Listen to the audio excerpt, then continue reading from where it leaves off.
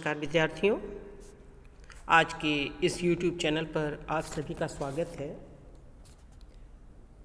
आज का जो टॉपिक है वो BA पार्ट 3 लोक प्रशासन के सेकंड पेपर से संबंधित है और आज का विषय है नगर परिषद अथवा नगर पालिकाओं की संरचना, किनका गठन किस प्रकार से होता है उसके बारे में हम लोग आज अध्ययन करेंगे। अब आपको ये भी एक कन्फ्यूज़न हो सकता है कि आखिर नगर परिषद और नगर पालिका में कोई अंतर है या नहीं। तो 74वें संविधान संशोधन और उसके अनुसरण में जो 1994 में संशोधित राजस्थान नगर पालिका अधिनियम 1959 में जिन 3 नगरीय निकायों का प्रावधान किया गया है उसमें नगर परिषद और नगर पालिका बोर्ड 2 अलग अलग संस्थाएं मानी गई थीं, किंतु यहाँ यह स्पष्ट करना जरूर आवश्यक है कि नगर परिषद और नगर पालिका बोर्ड की संगठनात्मक संरचना या उनके कार्यों में कोई आधारभूत अंतर नहीं है।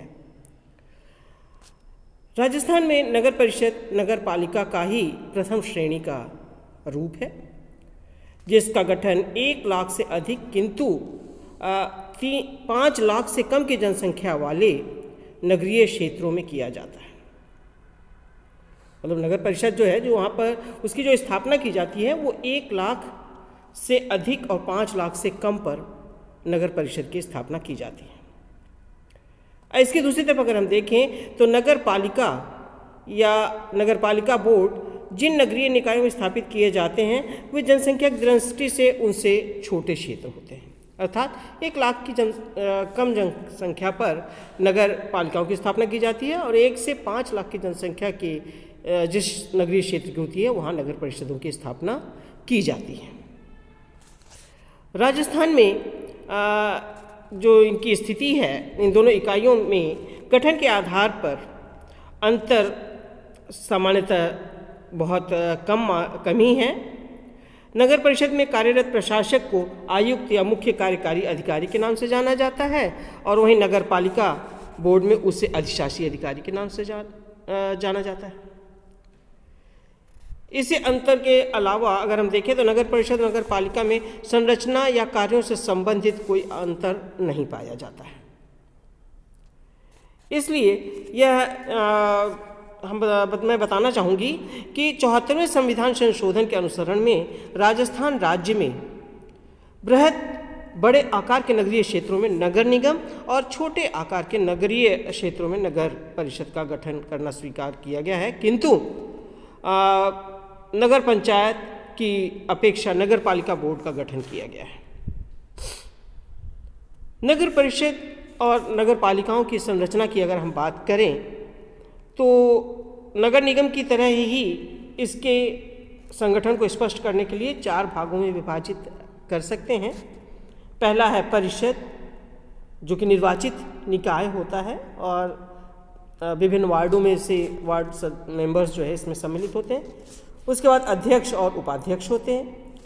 तीसरा आयुक्त या अधिशासी अधिकारी होते हैं, जो कि प्रशासनिक होते हैं, और उसके अलावा समितियां होती हैं।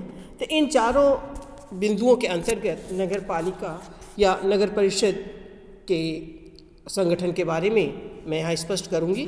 तो पहला बिंदु आता है निर्वाचित, जो कि निकाय है, जिसे कि परिषद के नाम से जाना जाता है और इसमें नगर परिषद जो है नगर निवासियों के द्वारा ही चुना जाता है और संपूर्ण जो नगर क्षेत्र होता है उसको विभिन्न वार्डों में विभाजित किया जाता है और प्रत्येक वार्ड से एक पार्षद चुना जाता है, एक सदस्य चुना जाता है, जिसे कि पार्षद कहते हैं। दूसरा इसमें ये बताया जा सकता है कि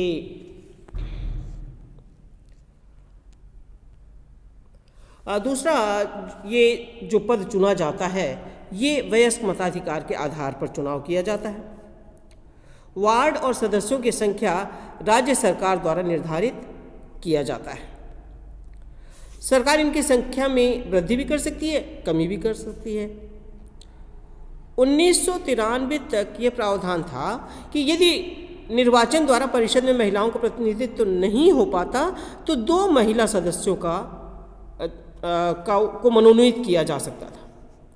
किंतु 74 में जब संविधान संशोधन किया गया तो उसके बाद 1/3 स्थान जो है महिलाओं के लिए आरक्षित कर दिया गया है और अब संविधान संशोधन के पश्चात इसका कार्यकाल भी 5 वर्ष का निर्धारित कर दिया गया है। तो इस तरह से हम देखते हैं कि परिषद को नगर की जनप्रतिनिधि सभा भी हम कह सकते हैं, वो जनता के द्वारा निर्वाचित है और वो जनता के लिए ही कार्य करती है। दूसरा जो बिंदु है जिसको कि हमें स्पष्ट करना होगा यहाँ पर, दूसरा बिंदु है अध्यक्ष और उपाध्यक्ष।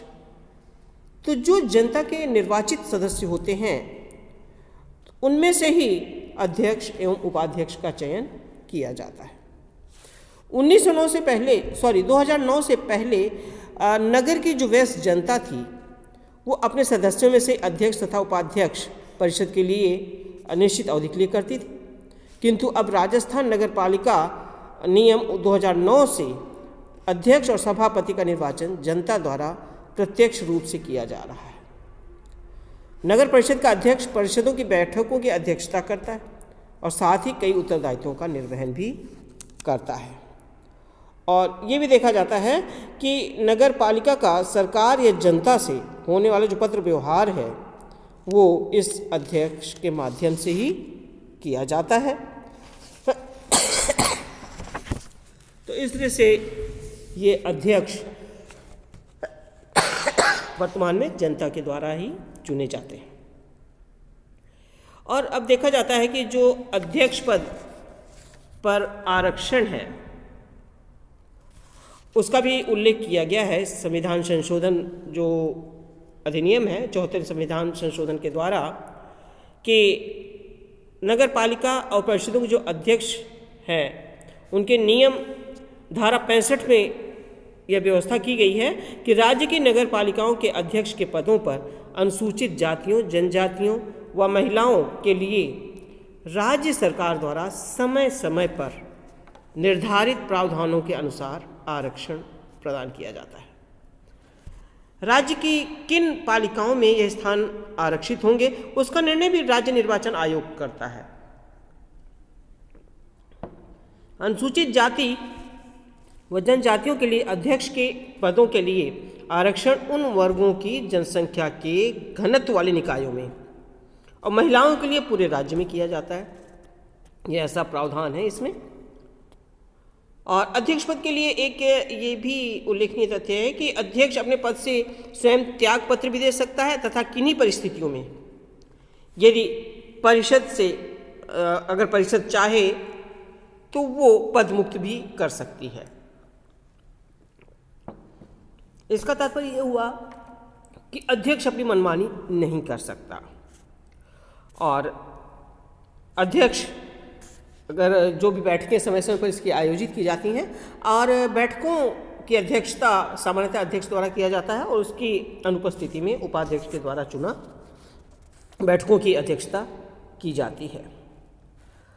अब अध्यक्ष के जो कार्य हैं और उसके बारे में भी मैं यहाँ पे वर्णन करना चाहूँगी कि ये सामान्यतः जो कार्य करते हैं वह नगर परिषद या नगर पालिका की बैठकों को आमंत्रित करते हैं, उसको संचालित करते हैं, उसमें विभिन्न विषय और शक्तियाँ जो भी उल्लिखित है संशोधन अधिनियम के द्वारा उन पर पूर्ण चर्चा विचार विमर्श करके और उन्हें क्रियान्वित करने का भी प्रयास किया जाता है।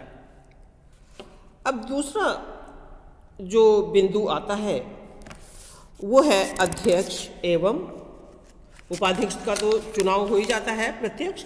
और तीसरा जो बिंदु आता है वो है अधिशासी अधिकारी का। नगर पालिकाओं में परिषद द्वारा निर्धारित नीतियों को कार्यान्वित करने के लिए प्राधिकारी नियुक्त किया जाता है सरकार के द्वारा और उसे अधिशासी अधिकारी के नाम से जाना जाता है। राजस्थान में ये जो प्राधिकारी नियुक्त किया जाता है इसको आयुक्त भी कहते हैं। जिसे कि राजस्थान नगर पालिका अधिनियम 2009 के अंतर्गत संशोधित नियमों में इसका नाम के लिए भी संशोधन डाला गया है। नगर निगम में जहां आयुक्त को प्रशासनिक निकाय का सर्वेसर्वा बनाया गया है और उनके कार्यों में मेयर की कोई भूमिका या नियंत्रण नहीं होता, वहीं नगर पालिकाओं में ये जो अधिशासी अधिकारी नियुक्त किए जाते हैं, प्रशासनिक शक्तियों का उपयोग नगर पालिका के अध्यक्ष के साथ संयुक्त रूप से करता है। दूसरे शब्दों में हम ये कह सकते हैं कि नगर पालिका में विचारात्मक और कार्यकारी शाखाओं में वैसा पार्थक्य नहीं पाया जाता जैसा नगर निगम में पाया जाता है। नगर पालिका का मुख्य अधिकारी जो अधिशासी अधिकारी है, वो पालिका के कर्मचारियों पर प्रशासनिक नियंत्रण भी स्थापित करता है। और इसके अलावा जो चौथा बिंदु आता है इसके संगठन में, वो है समितियां। तो नगर निगम की तरह ही नगर परिषद में भी कार्य को सुविधापूर्ण रूप से संपन्न करने की दृष्टि से विभिन्न प्रकार की समितियों का गठन किया जाता है। और राजस्थान में सभी जो समितियां गठित की जाती हैं वो सामान्यतः दो प्रकार की होती हैं, एक सांविधिक समितियां और दूसरी गैर सांविधिक समितियां। सांविधिक समितियों के गठन, शक्तियों, कार्यों के विषय में विस्तृत विवरण संबंधित नगर पालिका अधिनियम में दिया गया होता है, जबकि जो गैर सांविधिक समितियां होती हैं उनकी नियुक्ति नगर पालिका अपनी आवश्यकता अनुसार स्वविवेक से कर सकती है। इन समितियों को अलग अलग कार्य दिए जाते हैं और अपने अपने कार्य के लिए परिषद के नियंत्रण में रहते हुए उसके प्रति उत्तरदायी रहती हैं। तो इसमें जो सांविधिक जो समितियां हैं राजस्थान में, जिनका कि उल्लेख राजस्थान नगर पालिका अधिनियम 1959 में किया गया है, उनमें हैं जो समितियां होती हैं, जो सदस्य होते हैं उसमें परिषद का अध्यक्ष होता है, परिषद के उपाध्यक्ष, विपक्ष का नेता। समितियों के गठन तो संविधान के अनुसार ही किया जाता है सांविधिक समितियों का, लेकिन इसके अलावा एक समिति भी बनाई जाती है इस नगर पालिका अथवा नगर परिषद की। उसमें ये कार्यकारिणी समिति में जो सदस्य होते हैं वह परिषद के अध्यक्ष हैं, उपाध्यक्ष हैं, एक विपक्ष का जो उनका उस क्षेत्र का विपक्ष का नेता होता है, और 7 पार्षद भी होते हैं जो कि परिषद के द्वारा निर्वाचित होते हैं और जिसमें 2 महिलाओं का होना अनिवार्य होता है। और एक परिषद के द्वारा जो समितियां गठित की जाती हैं उनके अध्यक्ष भी होते हैं और नगर पालिका आयुक्त समिति का पदेन सचिव होता है। तो इस तरह से ये एक कार्यकारिणी समिति होती है जो कि नगर पालिका अथवा नगर परिषद के कार्य संचालन के लिए जवाबदेह मानी जाती है। और इसके अतिरिक्त कुछ अन्य समितियां भी होती हैं जो कि गठित की जाती हैं, जिसमें है वित्त समिति, स्वास्थ्य स्वच्छता समिति, भवन एवं संकर्म समिति, नियम उपनियम उपसमिति तथा गंदी बस्ती सुधार समिति और अपराधों का शमन और समझौता समिति का गठन भी इसके अंतर्गत किया जाता है, जो कि इस नगर पालिका से संबंधित समस्त दायित्वों का निर्वहन करती है।